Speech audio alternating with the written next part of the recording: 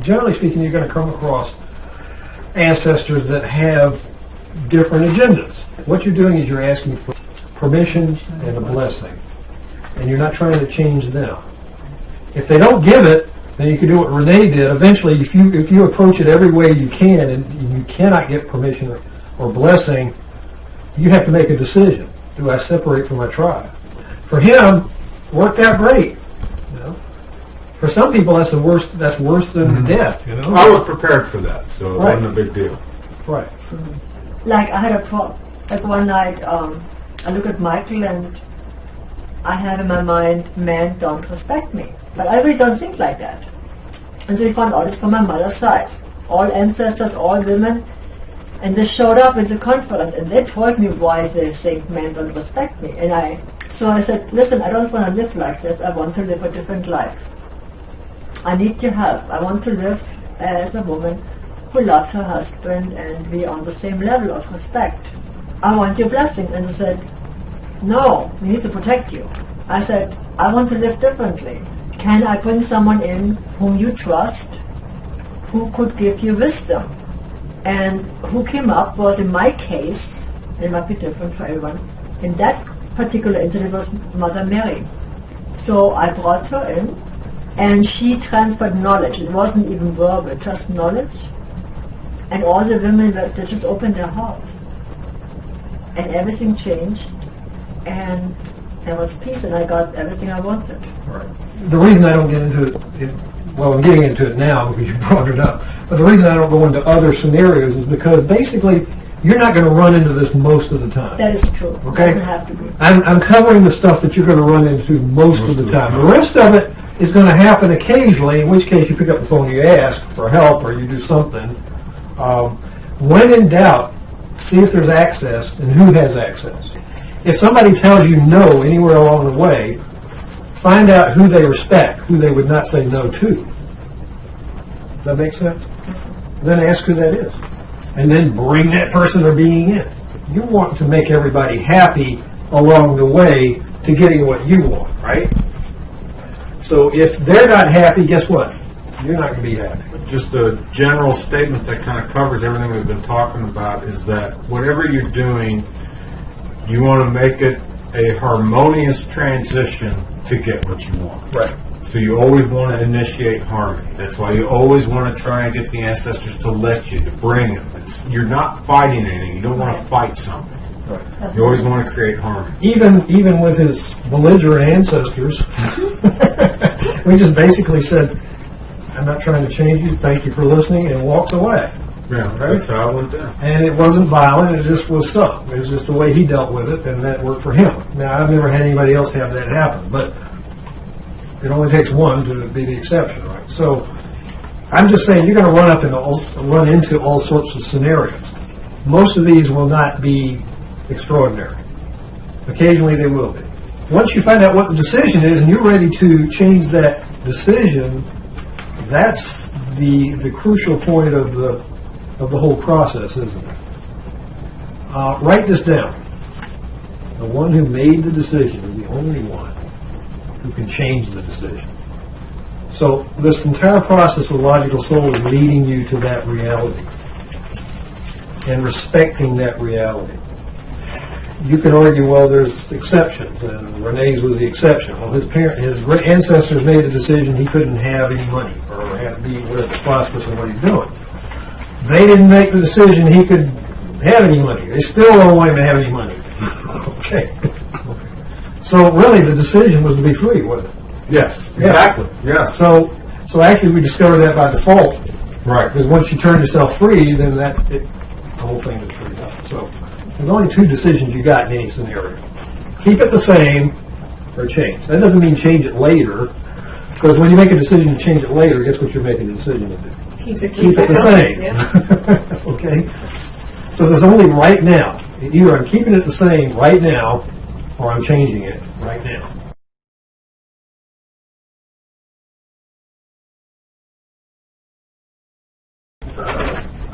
Resolution is the last part of the logical soul, the fourth step, and it's the process that you go through to change the decision.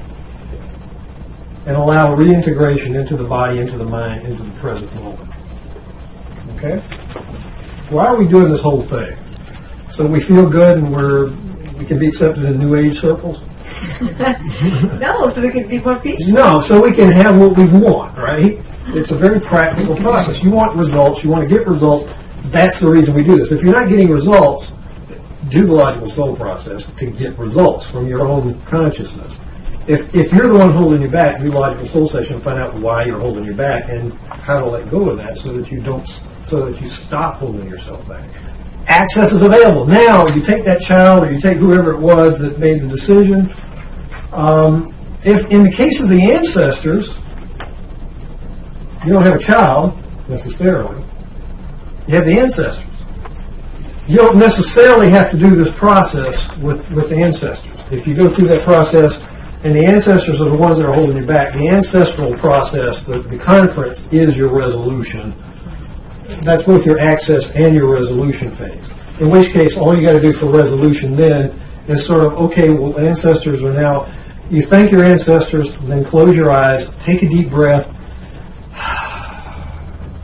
and breathe it out while you slowly open your eyes, integrating this new decision, this permission, this blessing into your body, all the tissue cells and organs in the body.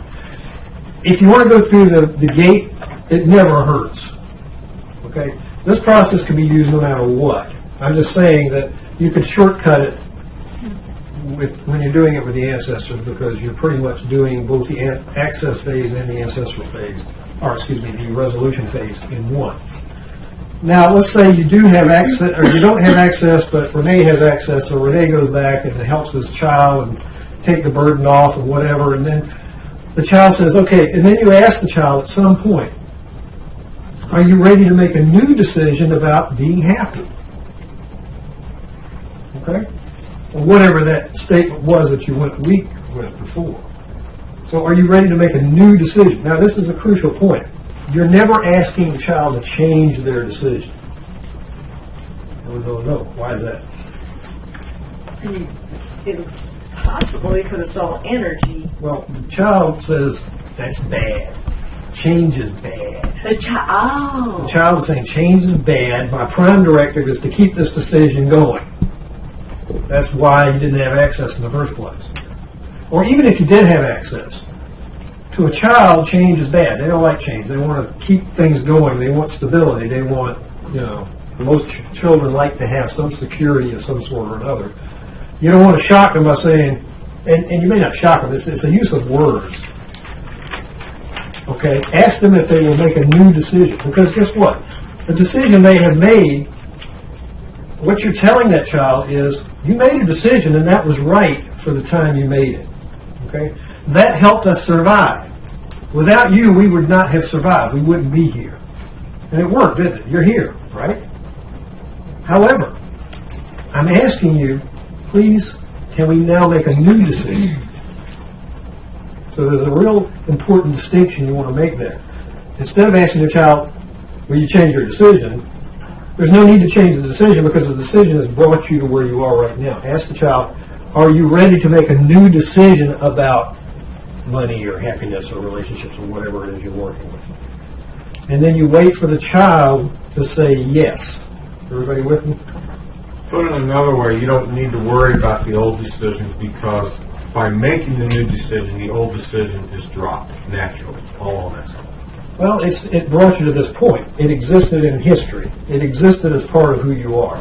And it's still there as part of who you are. But now a new decision will carry you forward. You brought the boat up to the edge of the peninsula, and now you get off the boat and take the car. Okay? You're making a new decision to travel. The boat ain't going to make it on the land. So you're making a new decision to go a little further. When you're talking to a child, whether it's your inner child or any child, keep it simple. Don't use big words. Because your inner child doesn't necessarily understand big words either. Just use basic words. I'm saying talk to them as individuals, as intelligent individuals, but use simple language. Keep it simple. Because keeping it simple makes it more guttural, it makes it more real. And when you feel it is when it becomes real for you. Don't let your mind get in the way of the resolution. And Guess what? Their eyes are closed. You read it to them. Okay? They're sitting there, say, close your eyes. All right, I want you to visualize something. Take your child by the hand and go up to a place somewhere. There's a very colorful rainbow path leading off into the distance. And you can do it just like this way. And you can look up every once in a while to see if they're still got their eyes closed. Take your child by the hand. You know what I'm saying? In other words, it doesn't matter. It's best to memorize this, and I would suggest that you memorize it. But until you memorize it, read it. You with me? Yes. I'm not trying to be funny or anything, but does it have to be the rainbow path? Because when you said the water slide, that just got me real excited. The water slide? Yeah, you said when you were coming back down to earth, Yeah. you know, I could imagine that on a water slide, and that was just like a whee. Okay. For me. So, All right, does that All matter? right, I will give you leeway to use the silver cord or a water slide. Somebody uses an elevator. Okay, so however you come back to Earth, do it your way. Okay, I was All the rest of it, keep it the same. all right. I was just wondering because if that's the way it needs to be, Right. then that's fine. But it just kind of struck me when you said that. Right. Okay. The reason I use it is because it works 99.9%. Okay. And it's simple. And whether or not you like water slide or not, some people may not care about this. Might the be silver afraid cord. of And so, water or whatever. if your personal preference is water slide, go ahead and use water. At some point, make a decision to jump onto this cord and slide down toward the earth. It gets bigger and bigger, and closer you get, and finally it zips out of the cloud, etc. Now, if they're saying, "No, I don't want to jump on the cord," at some point, you can ask them, "Can you make a decision to jump onto this cord and slide back to earth?" They say, "No, I ain't jumping on that cord." And you say, "Well, would you feel comfortable on the water slide?" Or would you feel more comfortable in space? Which would you feel comfortable? In other words, you go by what they're saying. You don't assume that they want to take something else. You're not asking them. You're just saying, go to the edge of this place and look down. There's a silver cord going to the earth. Can you make another decision to go, or at some point, make a decision to go down that silver cord back to the earth? That's a real simple thing. Now, if they seem hesitant, they'll tell you. Well, that's what happens. I said on the silver cord, and it said she wants to fly. Okay, Sorry. if So she wants to that's- fly, you let her do whatever she wants to do. Okay, I have no problem with that. I'm saying most of the time, people are in it, Yeah. and they don't have a clue what's going on, and you pretty much have to guide them through the process. And they just accept it. And they just accept whatever that visualization is. They're going to get a thrill out of it. Maybe they're scared ordinarily, but they're going to go. They're going to slide even though they're scared because you're guiding them through this whole process.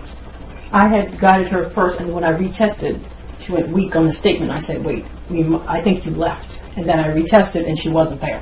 So somewhere in between there, she had left. So we went I back, think and the so then problem. she knew I about think the cord. problem may have happened somewhere before the resolution phase. Right, it did. That's the loss of access. Right. What you do is you have to backtrack. And Right, so that's you what have I to go did. back and you have to find out where did you get stuck or what happened. So that means somewhere, I guess, she wasn't giving me the right feedback. Sometimes that happens. Sometimes it happens. I mean, if you went through the steps and she crossed the Yep. threshold, She did. you're traveling in the unknown. Stuff can happen. Right. That's why the retesting helped. I was like, you left. Right. Okay. All right. So what I would like to do now, with Jeff's permission, is have you come up, Jeff, and then have Renee do a session with him. Renee's going to take him from the beginning, and you can cover the same stuff you did with Sadie.